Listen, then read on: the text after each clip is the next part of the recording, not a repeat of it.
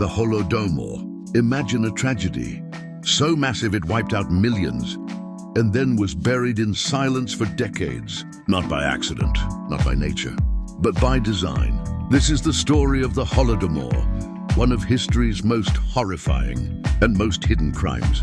In 1932 and 1933, Ukraine, then part of the Soviet Union, was struck by a famine. But this wasn't caused by drought or crop failure. It was man-made.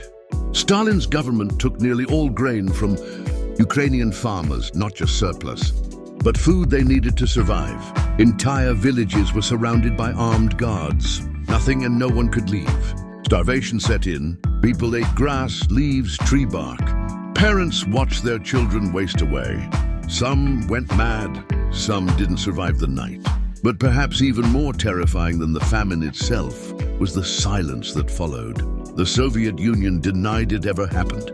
Speaking about it was dangerous. Diaries were hidden, evidence destroyed. Journalists who tried to expose the truth were threatened or expelled. For decades, the world remained largely unaware. Only after the collapse of the USSR did the full truth begin to emerge. Ukraine called it what it was: genocide, a deliberate act to crush resistance, erase identity, and break the spirit of a nation. Survivors began to speak. Their stories, once forbidden, were finally heard. This wasn't just a tragedy. It was an attempted erasure.